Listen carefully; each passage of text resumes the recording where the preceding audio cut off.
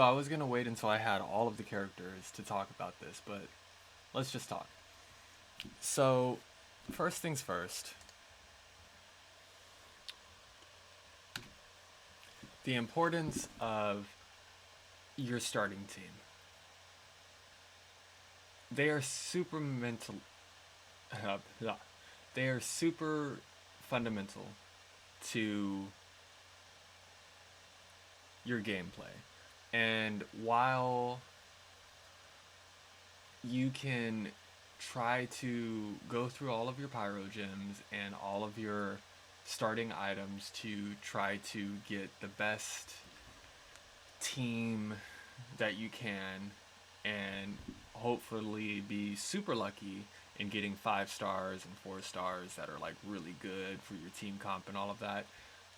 Your free characters can do a lot as well. And for a lot of people who are free to play, a lot of the comments that I'll end up seeing on some of the streamers that I watch are, I wish that I had this character, but I only have the free character. Or I wish I had this character, or I just got this character, but I had to like drop so many pyro gems and so on and so forth. Or I was super lucky, and it's a gotcha game at the end of the day. You have to remember that the characters that are really good are the ones that are also really hard to get. And so it's going to be more beneficial to you in the long run. Like, everyone's got their own playstyle, but in the long run, for a free to play player, it's going to be a lot more beneficial to you to just use the characters that you have and try to get them to a point that's really good. And how to do that with the resources that you have is what's really going to maximize your playstyle and your damage. Amber, a lot of people give Amber a lot of flack. They straight up just feel that Amber is garbage. And while that's fine, Amber has a lot of things going for her that will boost her damage so much. And her constellation 1 is she fires two arrows per aim shot, and her whole kit is towards her aim shot. So if you are really good at her aim shot, and if you can practice to get good at her aim shot, so that you hit her weak, you hit weak points and all of that,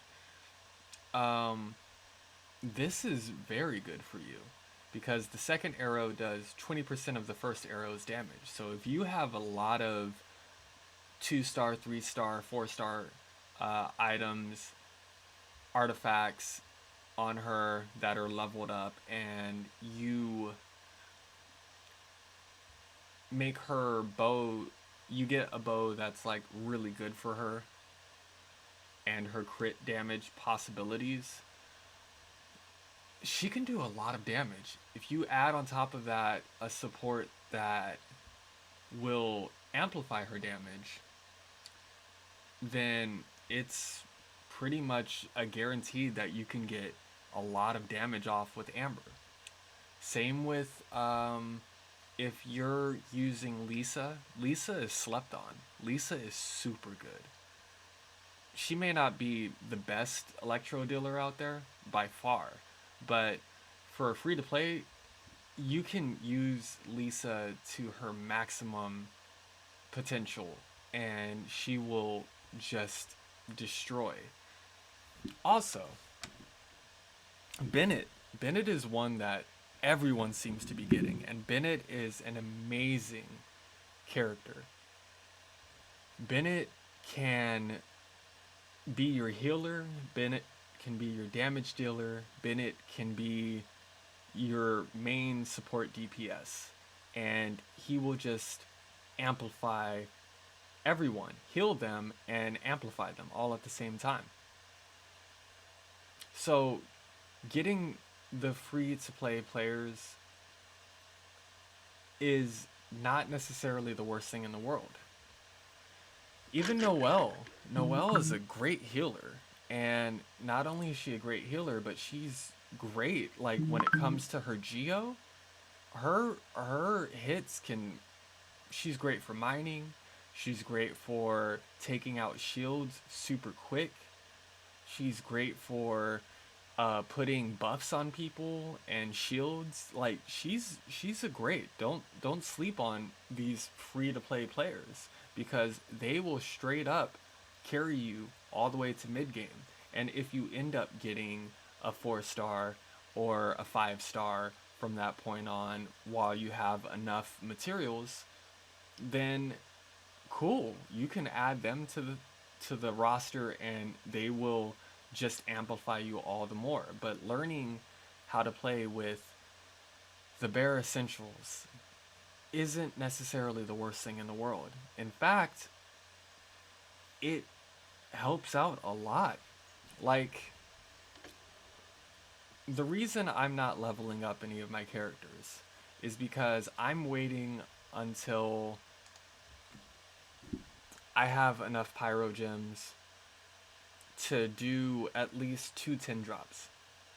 I'm waiting till I have enough pyro gems to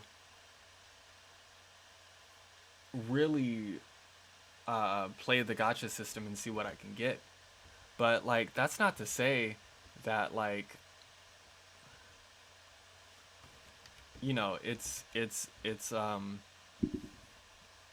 going to be really hard for me. Like the free to play players, I can do a lot with Lisa, Kaya, Amber, Noelle, Barbara, all of them.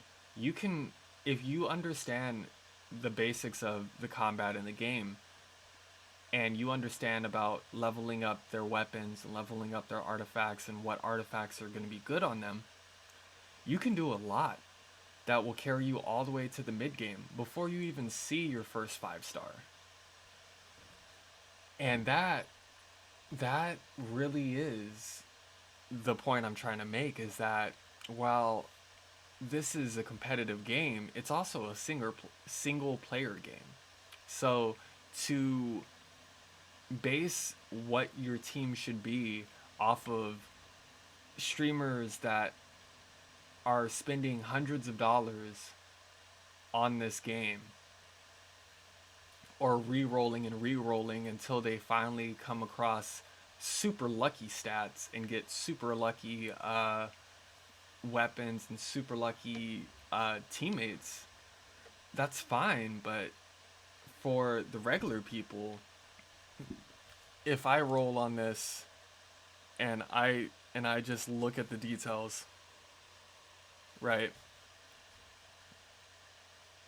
If I roll on this, I have a 1.6% chance. It was 0.6 not that long ago.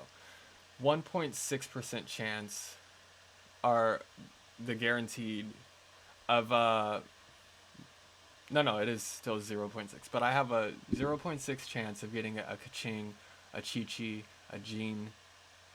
I have to get Diluc, to get Mona. Like, these are on a wish, like wishing on a star type things. I'm probably not going to get them.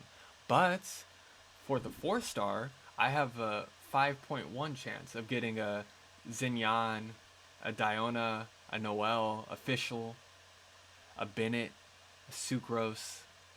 And these are all really good characters too. Or I could get an Amber, a Kaya, a Lisa, and with those, I can literally get their constellation up. And getting their constellation up, I might be able to get their constellation up to constellation 3 or 4. And that's so much damage. So being concerned with, meanwhile, if I look at the banner and its details, getting a percentage of 5-star item drops is like 50%, but that's only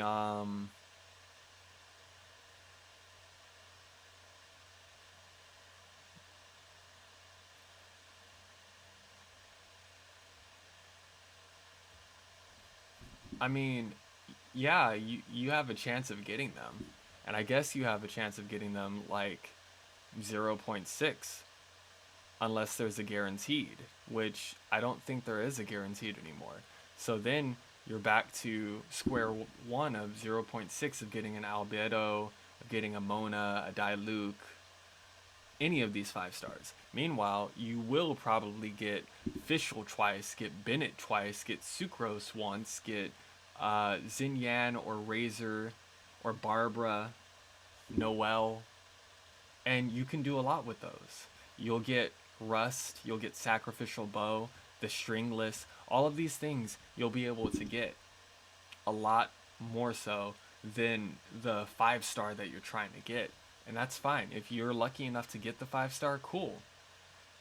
But will you be able to max out their constellation? Will you be able to get their damage that much higher with multiples of them? Their constellation is slept on, but constellation is super huge. It's a really, really big thing. And just looking at the constellation of, well, the main character is gonna be, but like, look at the second constellation for Amber real fast. Baron Bunny new and improved. Hitting Baron Bunny's foot with a fully charged aim shot manually detonates it. The explosion via manual detonation deals 200% additional damage. That means if you're, let's say your Amber is level 20 or level 25, level 40, something like that. Let's say that she's pulling 600 damage, but you also have a couple of 3 star and maybe 1 4-star crit damage artifacts on her. She's going to be doing at very least 2,000 to 3,000 damage. So that's super important, and that's from getting her Constellation 2. Getting her Constellation 3 increases her ult, which, like, that in itself is amazing. And like constellations like this decreases explosive puppets cooldown by 20%. If you can get her to 4, that's a 20% cooldown. Adds also 1 additional charge, which means that you can throw out 2 of these and charge shot it, and that's 400% extra damage. Hey, what's up, Mike? How you doing? I'm just explaining Genshin Impact and a couple of things that I feel really, especially beginners, but a lot of people who are free to play should learn. And getting caught up inside of what the streamers are doing is, it's great, but at the end of the day, the streamers are making all of their money back through the views. They're making all the revenue back. They're able to drop $200, $300, $400 on this game to roll and get on the banners what they're trying to get. But for most of us, we don't have that type of money to drop, and because of that, the gacha system is something to be revered with uncertainty and hesitance, I believe. All I'm saying is that the free-to-play characters aren't nearly as bad as people think they are. Amber can do so much damage, especially mid-game and late game. Kaya, Lisa, same thing. Noelle, she's a great Geo. She may not be the best Geo, but she's a great Geo, especially for free to play. You get her immediately if you roll, and she's a guaranteed pick. But like, but that's just it. Focusing on the 5 stars you'll probably get a lot more 4 stars before you get a 5 star. And you can still do a lot with that. Like, the likelihood of you getting a Chi-Chi, getting a Kaching, getting you a Mona, yeah, you have maybe in 30 wishes, you'll probably be able to get one of them.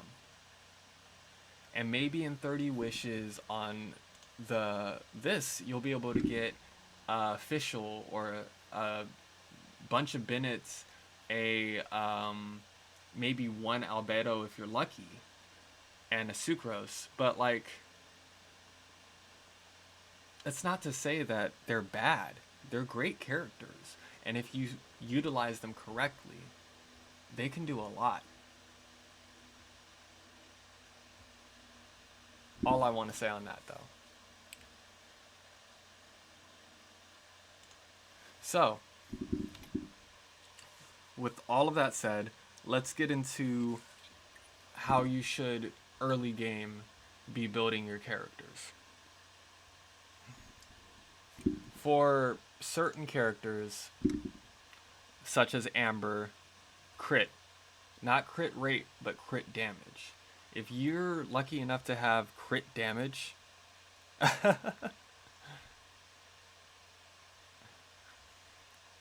thank you. If you're lucky enough to have crit damage, put it on Amber. Amber is 100% going to use it, and she's going to use it effectively. If you have Elemental Mastery, put it on Lisa. Put it on Kaya. But no one's talking about how you should build early, and I find that to be problematic because so many people are talking from AR30 and beyond, and the the 4 star, the 5 star artifacts that you get around then. But what about the builds ahead of time? And that's really what I want to talk about. So that's going to do it. Don't forget to like, subscribe, ring the notification bell if you'd like to see more content like this, and I will see you guys all next time. Peace.